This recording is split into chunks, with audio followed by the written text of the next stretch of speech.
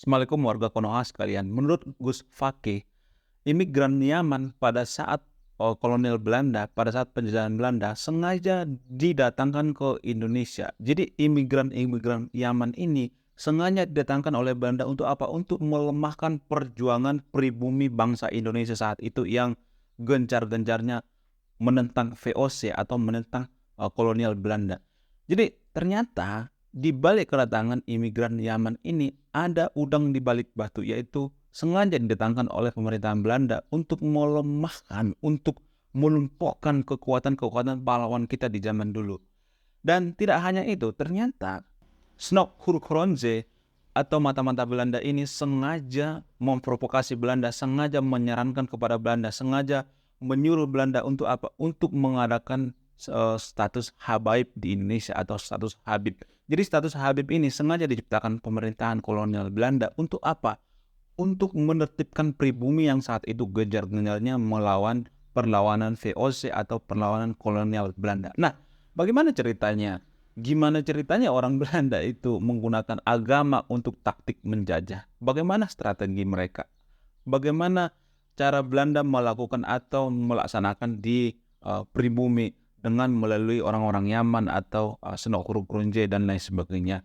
Bagaimana mungkin Belanda melakukan hal sekeji ini hanya untuk menjajah atau melumpuhkan perlawanan pribumi atau orang Indonesia saat itu? Saya akan menjelaskan sebentar lagi. Dan disclaimer dulu ya, saya menyampirkan atau menuliskan referensinya di kolom deskripsi ya. Sebelum saya jelaskan bagaimana strategi Belanda menjajah Indonesia, bagaimana secara licik Belanda mengirimkan orang-orang imigran Yaman ke Indonesia seperti sekarang ini, saya akan membahas dulu definisi daripada penjajahan itu sendiri. Jadi definisi dari penjajahan dan macam-macam penjajahan itu tidak hanya penjajahan menggunakan fisik ya, yang sering kita lihat itu yang menggunakan senjata, bedilan gitu, menggunakan fisik gitu, fisik yang kasar gitu. Tapi pada sebenarnya, pada hakikatnya ada beberapa penjajahan di luar itu, yaitu seperti penjajahan ideologi, penjajahan ekonomi, penjajahan budaya, penjajahan dengan menggunakan agama. Nah, yang paling berbahaya dari sekian penjajahan ini, yang paling berbahaya adalah penjajahan menggunakan agama. Kenapa penjajahan menggunakan agama ini sangat berbahaya? Karena banyak orang yang dijajah menggunakan agama, strategi agama ini. Bukan berarti saya mengatakan bahwa agama itu tidak benar ya, bukan itu. Tapi agama diperalat oleh oknum untuk menjajah seseorang atau menjajah bangsa atau suatu negara. Seperti yang dilakukan oleh pemerintahan kolonial Belanda zaman dulu. Jadi Belanda mereka menghalalkan segala cara untuk menjajah Indonesia, bahkan dengan menggunakan agama. Banyak orang yang dijajah menggunakan agama ini tidak sadar gitu, tidak sadarkan diri bahwa sebenarnya kita itu dijajah gitu. Itulah uniknya atau itulah jeniusnya dengan menggunakan penjajahan agama ini. Lalu bagaimana ceritanya pemerintahan Belanda menggunakan strategi penjajahan menggunakan agama? Jadi saat itu pribumi lagi gencar-gencarnya gitu untuk mengusir VOC, usir VOC, usir Belanda, usir kolonial Belanda, usir kafir Belanda gitu. Jadi pemerintah Belanda saat itu ketar-ketir gitu. Mereka khawatir dan mereka juga sudah mulai kehilangan banyak prajurit, banyak tentara dan kehilangan duit juga. Mereka putar otak gitu. Karena Belanda itu kan ya harus kita akui bahwa Belanda itu mempunyai IQ yang sangat tinggi ya, di atas 100 ya. Jadi mereka orang yang paling rajin membaca juga, salah satu negara yang paling rajin membaca juga di dunia. Jadi mereka itu banyak referensi dan banyak membaca. Pokoknya mereka sangat pintar lah dalam menjajah, dalam tanda kutip menjajah ya.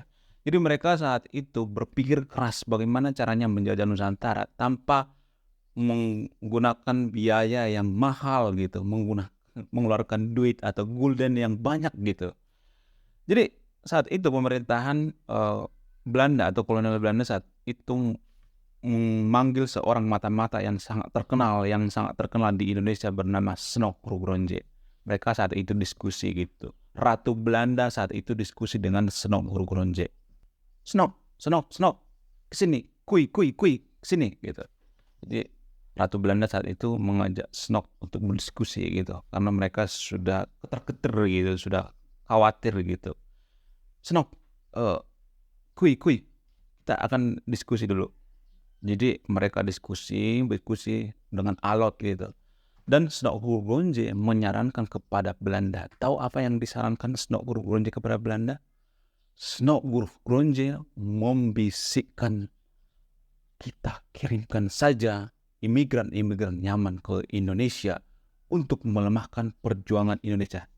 Terus Ratu Belanda saat itu bertanya, bagaimana mungkin kamu menurunkan agama, pemuka-pemuka agama di Indonesia? Itu tidak akan berhasil.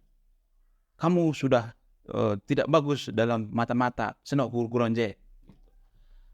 Ratu Belanda saat itu ngomong sama Snok Gurgronje, dan Snok Gurgronje menjawab, gini Ratu, yang mulia Ratu, begini, orang Indonesia itu adalah orang yang sangat fanatik dalam beragama. Mereka itu, orang-orang Indonesia ini, saya sudah tahu kelemahannya, yang mulia Ratu. Mereka ditakut-takutin saja dengan surga neraka, mereka akan nurut, manut. Di situ kelemahan orang Indonesia. Kenapa? Karena orang Indonesia itu sangat terlalu fanatik dalam beragama, bahkan berlebihan. Jadi mereka ini lebih takut kepada agama daripada penjajah, Ratu yang mulia. Hah? Kamu bilang apa, Snok Gurgronje? Dari mana kamu tahu? Snok Gurgronje dengan gigih mengatakan kepada Belanda, karena saya sudah ulama besar di Aceh saat itu. Saya memata-matai orang Aceh. Seluruh Nusantara saya memata-matai. Saya sudah berkelana seluruh Nusantara. Saya tahu betul filosofi orang Nusantara itu seperti apa. Karena saya itu seorang antropolog. Begitu bujuk rayu daripada Snok Gurgronje. Ya juga ya, Snok Gurgronje, kamu pintar juga ya. Kamu mengerti ya kelemahan orang Indonesia. Iya juga ya, kalau dipikir-pikir kita menggunakan agama untuk menjajah Nusantara itu biayanya sangat murah ya. Kita tidak harus mengorbankan tentara kita, tidak mengorbankan duit kita, gulden kita, VOC kita. Oke, kita akan coba menggunakan yang kamu gunakan, Snok Gurgronje. Pemerintah Belanda saat itu menurunkan atau mengambil orang-orang dari imigran Yaman, oknum imigran Yaman untuk datang ke Indonesia untuk menenteramkan pribumi gitu. Karena orang Indonesia itu kan paling manut ya sama yang namanya Habib ini. Bahkan Habib Indonesia itu digadang-gadang seperti Tuhan gitu, seperti disembah gitu. Apapun yang dikatakan, walaupun parangannya atau alat daripada Habib ini lebih buruk daripada pribumi, akan tetapi kita tetap menyembah gitu, mencium bekas pantatnya gitu, cium kakinya gitu. Dan disinilah kesalahan kita zaman dulu. Disinilah letak kesalahan kita zaman dulu. Bukan hanya di Jawa ataupun di Aceh. Ternyata di Tanah Batak juga Belanda menggunakan strategi yang digunakan oleh Snok Gurgronje ini. Jadi di Tanah Batak itu ya, ada seorang misionaris bernama Nommensen. Nommensen ini di Tanah Batak itu digadang-gadang seperti rasul gitu. Bahkan disejarahkan seperti Wali Songo kalau di agama Islam. Namun banyak orang yang tidak tahu atau yang belum paham bahwa sebenarnya Nommensen ini Snok Gurgronje versi agama Islam ya. Jadi dalam agama Kristen itu ada seorang bernama Nommensen. Nommensen ini adalah salah satu penyebar agama Kristen di Tanah Batak. Bahkan dia bisa berbahasa Batak gitu, mengerti budaya Batak. Dia bahkan belajar gitu. Untuk apa? Untuk menjalankan misi. Padahal sebenarnya dia dikirim oleh Belanda untuk menjajah menggunakan strategi agama tadi. Jadi tidak hanya di Jawa ataupun di Aceh menggunakan strategi menjajah Indonesia menggunakan agama. Akan tetapi di Tanah Batak sekalipun, karena Tanah Batak itu Nias, Tapanuli, Aceh itu adalah daerah-daerah yang paling susah ditaklukkan Belanda saat itu, sehingga mereka menggunakan strategi agama. Dari mana saya tahu bahwa Belanda menggunakan strategi agama untuk menjajah Tanah Batak? Dari surat-surat Nommensen kepada Belanda. Jadi saat itu rajanya orang Batak itu bernama Sisingamangaraja ke-10 sengaja diprovokasi oleh Nommensen.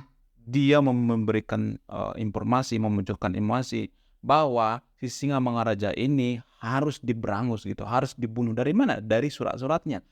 Siapa yang menemukan surat-suratnya? Seorang profesor bernama Uli Kozok berkebangsaan Jerman. Jadi Uli Kozok ini adalah seorang antropolog yang membocorkan surat-surat dari nomensen pada zaman penjajahan ke masyarakat luas di Indonesia gitu. Bahkan ini diseminarkan di Universitas Unimed di Indonesia, di Medan maksudnya. Jadi banyak orang yang belum paham ya. Kalau saya mengatakan ini di video saya sebelumnya juga saya bahas ini ya, bahas lengkap tentang nomensen ini, perjalanan hidup nomensen ini bisa memperdaya orang-orang Kristen di Tanah Batak gitu, bisa menyebarkan agama Kristen di Tanah Batak. Yang nggak ada masalah ya menyebarkan agama Kristen. Tapi yang jadi permasalahan adalah nomensen sengaja mengkafir-kafirkan rajanya orang Batak, yaitu siapa sih Singamangaraja ke-10, ke-12. Jadi yang jadi masalah adalah nomensen sengaja mengkafir-kafirkan rajanya orang Batak, yaitu Singamangaraja ke-12. Sengaja mengatakan bahwa rajanya orang Batak itu kafir gitu, mengatakan bahwa itu musyrik gitu, bahwa dia menyembah berhala, bahwa rajanya orang Batak itu masuk neraka dan lain sebagainya. Sehingga secara tidak langsung ini masuk ke dalam pikiran orang-orang yang mendengarkan, terutama pendukung-pendukung si Singamangaraja saat itu. Pendukung-pendukung Singamangaraja berpikir bahwa oh, ternyata rajaku ini sesat ya, ternyata dia masuk neraka, nggak mau dukung dia, ternyata ini yang membawa surga gitu. Padahal surga neraka itu tidak ada yang tahu, hanya Tuhan yang tahu. Walaupun kita beragama, belum tentu kita masuk surga, ya kan? Ya nggak? Jadi strategi ini yang dimanfaatkan oleh Belanda. Tapi bahkan orang-orang Kristen sendiri di Tanah Batak nggak sadar mereka dijajah secara halus gitu, dijajah secara tidak langsung gitu. Dengan apa? Dengan menggunakan strategi daripada nomensen tadi. Ya sama seperti Senok Hurguronje gitu. Senok Hurguronje juga melakukan hal yang sama. Jadi itulah alasannya kenapa saya mengatakan bahwa penjajahan agama itu adalah penjajahan yang sangat brutal tapi tidak disadari oleh manusia. Oke, terima kasih sudah menyimak dan memahami video ini. Sebelum satu video, saya akan memberikan salah satu pesan moral. Pesan moralnya adalah penjajahan zaman sekarang ini yang jarang disadari orang itu adalah penjajahan menggunakan agama.